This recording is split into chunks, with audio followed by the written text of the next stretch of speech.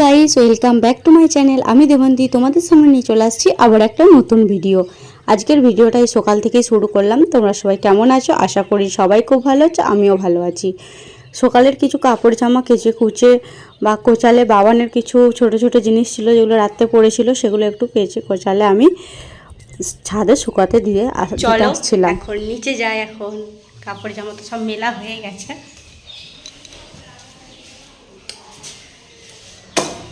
ছাদ থেকে এসে দেখি বাবান সোনা ওর বাবা ঘুরছিল রাস্তায়, তাই আমি তখন একটু ভিডিওটা করছিলাম। আর এখন চলে আসছি আনাজ কাটতে।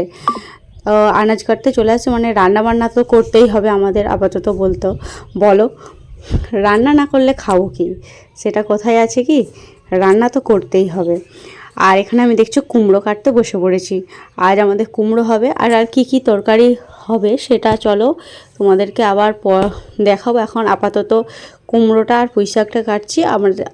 তোমরা দেখেই ভেবেছো হ্যাঁ আজকে আমাদের কুমড়ো পুঁই শাক হবে, এই সব তরকারি হবে। আর কি খাওয়া যাক সেটা তোমরা দেখতে থাকো। আর হচ্ছে শাক ভাজা, বেগুন ভাজাটাও বসিয়ে দিয়েছি। বেগুনটা এখন ভেজে নিই।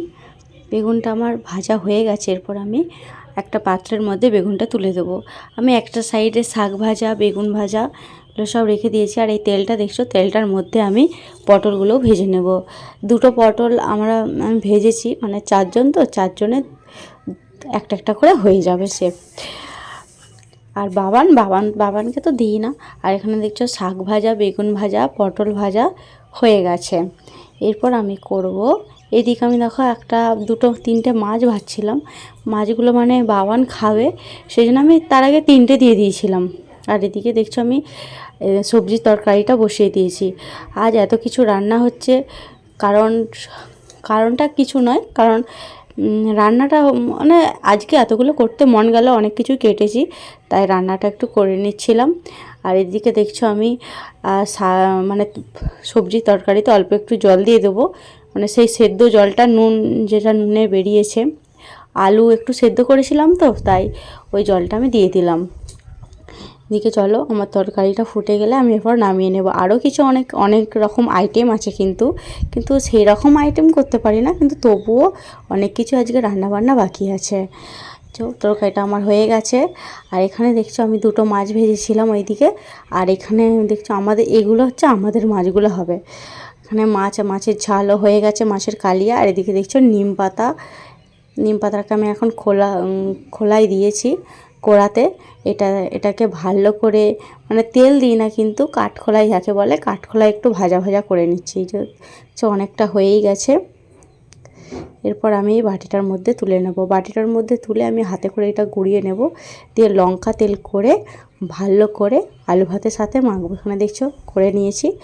আরে বাস, তোমাদের সাথে তখন কথা বলা হয় না। এখন দেখো একটা লাইটিংয়ের সামনে আমরা দাঁড়িয়ে আছি, দেখছো পিছনে কত লাইট জ্বলছে, চারিদিকে শুধু লাইটিং আর লাইটিং। এখন আমরা কোথায় সেটা তো তোমরা সবাই বলবে, এখন আমি কোথায়? তা এখন আমি আসছি বাপের বাড়ি। সেটা তো তোমাদেরকে জানাই হলো না, মানে আমি যখন আসি তোমাদেরকে কোনো কিছু জানাই না যে বাপের বাড়ি যাব কি। হঠাৎ করেই ভাবলাম চলো যাই। হঠাৎ করে নয়, কারণ আমাদের কালী পুজো, মানে প্রত্যেক বছর খুব বড় করে কালী পুজো হয়। আর তোমাদেরকে বলি সেরকমভাবে আমি কোনো ভিডিও করতে পারি না। এটা হয়ে গেল, আমি আসছি আজ দুদিন, এটা দুদিনের আগের ভিডিও।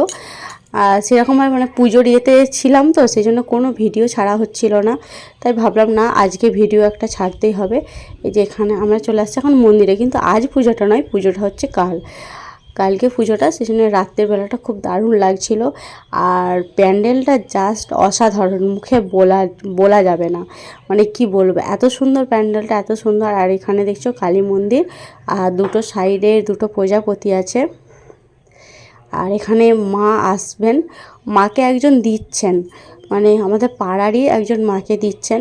মানে কি বলবো, প্রত্যেক বছর কেউ না কেউ হলেও দেবে। আর এখানে দেখছো বাবান সোনাকে কোলে নিয়ে আছে, মানে আমাদের বাড়িতে আসছেন বা কাজ করবে বলে। আর ওইদিকে দেখছো বক্স আছে, মানে কালী পুজো মানেই তো বক্স বাজবে না তেমন কিছু না, বাজতে তো হবেই। দেখছো অনেকে ঠাকুর মন্দির আসছে, ঠাকুর মন্দির এমনি অনেকে আসে, কিন্তু পুজোটা বলে অনেকে প্যান্ডেলটা আগের দিন দেখতে আসছে। দারুণ এনজয় হয়েছিল আমাদের। তো ভিডিওটি তোমাদের কেমন লাগলো অবশ্যই কিন্তু লাইক কমেন্ট শেয়ার করে দিও।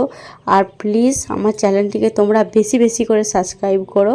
আর এই যে দেখছো ঠাকুর মন্দির, আর ওইখানে ভেতরটা দেখছো ওইখানে হচ্ছে মা থাকবেন। আর এখানে দেখছো মা শীতলা তো আমাদের আগে থেকেই আছে, মা শীতলা এখানে আগে থেকেই আছে আমাদের। আগে শীতলার পুজোটা হবে, তারপরে রাতের পুজোটা আমাদের হবে। রাতে মানে কালী পুজোটা, কালী পুজো তো রাতেই হবে। আর আমাদের দুটো একসাথে হয়, শীতলা পুজো আর কালী পুজো। মানে অনেকের হয় দেখবে শুধু শীতলা পুজো হয়, আর অনেকের আবার দেখবেন যে শুধু কালী পুজো হয়। তো চলো এখনকার মতন টাটা, বাই বাই।